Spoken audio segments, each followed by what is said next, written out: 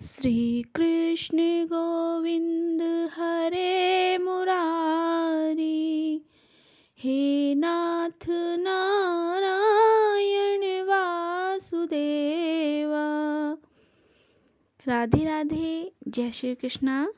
मैं अर्चना आज आपको माघ मास महात्म्य का 23वां अध्याय सुनाऊंगी। 22 अध्याय में पहले ही सुना चुकी हूँ, जो चैनल पर अपलोड हैं। अगर आपने नहीं सुने हैं तो आप सुन सकते हैं। अगर मेरी सुनाई हुई कथा आपको अच्छी लगे तो लाइक कीजिए, मेरे चैनल को सब्सक्राइब कीजिए, बेल आइकन प्रेस करिए ताकि आने वाली नोटिफिकेशन आपको मिलती रहे।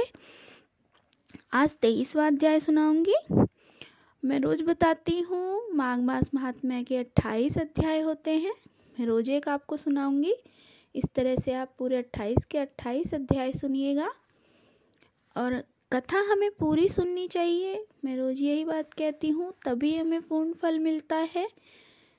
तो हिंदू धर्म में माघ मास का बहुत ही महत्व है। माघ मास को बहुत ही पवित्र माह माना जाता है। इसमें स्नान, दान और कथा, इसको बहुत ही महत्व दिया गया है। बहुत ही पुण्य मिलता है इससे। तो अगर हम सूर्योदय से पहले स्नान नहीं कर सकते हैं किसी कारण से, तो कोई बात नहीं है, हम कथा सुन सकते हैं। और कथा अगर हम सुबह हमारे पास समय नहीं है तो हम किसी भी समय सुन सकते हैं, जब भी हमें समय मिले।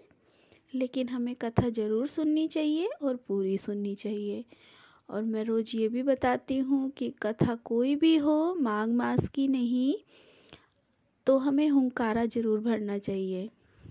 कोई भी कथा सुने आप हुंकारा भरिए, उससे हमें पूर्ण फल मिलता है। तो गंगा स्नान भी माघ मास में बहुत ही महत्व है। गंगा स्नान का उससे बहुत पुण्य मिलता है, जो कि हर कोई गंगा स्नान रोज़ नहीं कर सकते हैं। तो हम घर पर स्नान करते हैं। तो स्नान करने के जो जल है, पानी बोलते हैं, उसमें आप गंगा जल मिला लीजिए, तब स्नान कीजिए। पहले गंगा जल डालिए, उसके बाद आप सादा जल डालिए। इस प्रकार आप स्नान कीजिए और कथा सुन लीजिए, आपको पूर्ण फल मिलेगा। तो आज हम 23वां अध्याय शुरू करते हैं। सारे संसार के कर्ता भगवान विष्णु देवी सरस्वती जी के चरणों में प्रणाम करते हुए हम 23वां अध्याय शुरू करते हैं। लोमस ऋषि कहने लगे कि जिस पिशाच को देवदूती ने मुक्त किया, वह पहले द्रविड़ नगर में चित्र नाम वाला राजा था। वह बड़ा शूरवीर, सत्यपरायण तथा पुरोहितों को आगे करके यज्ञ आदि करता था। दक्षिण दिशा में उसका राज्य था और उसके कोष धन से भरे हुए थे। उसके बहुत से हाथी, घोड़े और रथ थे और वह अत्यंत शोभा को प्राप्त होता था। बहुत सी स्त्रियों में क्रीड़ा करता था और अनेक यज्ञ उसने किए थे। वह नित्य अतिथियों की पूजा करता था। शस्त्र विद्या में निपुणता और ब्रह्म विद्या भी जानता था। ब्रह्म, विष्णु, महेश तथा सूर्य की पूजा सदैव किया करता था। वह जंगल में भी स्त्रियों से घिरा हुआ क्रीड़ा किया करता था। एक बार वह पाखंडियों के मंदिर में गया और वेदहीन भस्म लगाए हुए महात्मा पाखंडियों से उस राजा की बात हुई। पाखंडियों ने कहा कि हे राजन, शैव धर्म की महिमा सुनो। इस धर्म के प्रभाव से मनुष्य पाप को काटकर मुक्त हो जाता है। सवर्णों में शैव मत ही मुक्ति का देने वाला है। शिव की आज्ञा के बिना दान, यज्ञ और तपों से कुछ नहीं बनता। शिव का सेवक होकर भस्म धारण करे, जटा रखने से ही मनुष्य मुक्त हो जाता है। जटा धारण करने तथा भस्म लेपन से ही मनुष्य शिव के समान हो जाता है। इसके बराबर कोई पुण्य नहीं। जटा भस्म धारण किए हुए सभी योगी शिव के दृश्य होते हैं। अंध, जड़, नपुंसक तथा मूर्ख सब जटा से ही पहचाने जाते हैं। शूद्र वर्ण के शैव भी पूजनीय हैं। विश्वामित्र क्षत्रिय होकर तप से ब्राह्मण हो गए। वाल्मीकि चोर होकर उत्तम ब्राह्मण हो गए। अतएव शिव पूजन से किसी बात का विचार नहीं, तप से ही ब्रह्मात्व प्राप्त होता है, जन्म नहीं। इस कारण शिव का दर्शन उत्तम है तथा शिव के सिवाय दूसरे देवता का पूजन न करें। शिव तपस्वी को विष्णु का त्याग करना चाहिए, ना ही विष्णु की मूर्ति का पूजन करना चाहिए।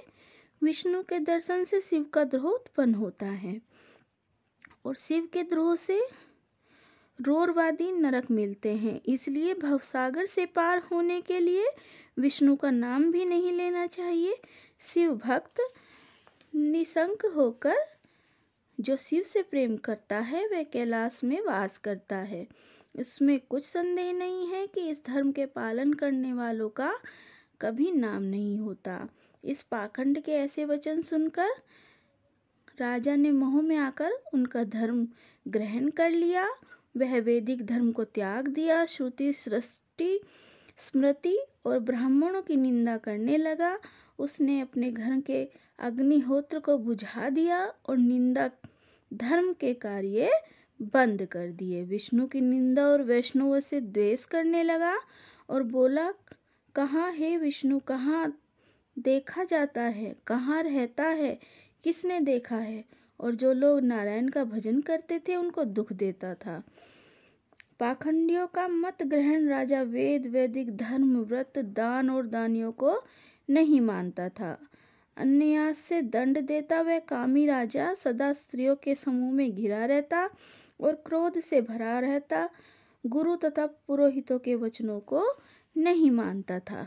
पाखंडियों पर विश्वास करता हुआ उनको गांव, हाथी, घोड़े, सुवर्ण आदि देता था। उनके सब कार्य करता, भस्म धारण करता और मस्तक पर जटा रखता था। और जो कोई विष्णु का नाम लेता उसको वध करता और दंड दिया जाता था। यह टूंडी पिटवा दी गई। उसके डर से ब्राह्मणों तथा वैष्णवों ने उस देश को छोड़ दिया, दूसरे देशों में चले गए। सारे देशवासी केवल नदी के जल से जीते थे। जीविका से दुखी होकर वृक्ष आदि नहीं लगाते थे, न ही खेती करते थे। प्रजा अन्न के अभाव से गला सड़ा अन्न भी खा लेती थी। आचार विचार अग्नि क्रिया सबको छोड़कर काल रूप की तरह वह राजा शासन करता था। कुछ काल पश्चात उस राजा की मृत्यु हो गई और वैदिक रीति से उसकी क्रिया भी नहीं की गई। उसे यमदूतों से अनेक प्रकार के दुख उठाते हुए कहीं लोहे की कीलों पर चलना पड़ा, कहीं जलते अंगारों पर चलना पड़ा।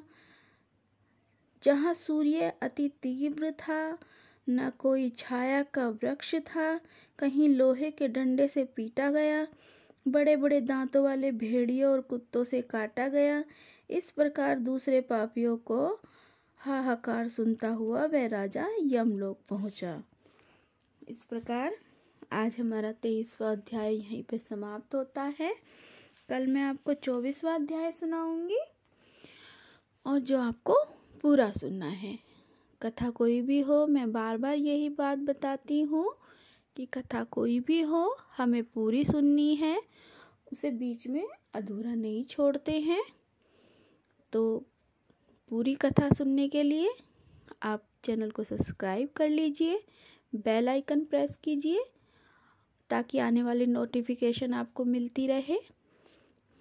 और आपका कोई सुझाव या आप किसी तरह की कथा सुनना चाहते हैं तो आप कमेंट करके ज़रूर बताएं।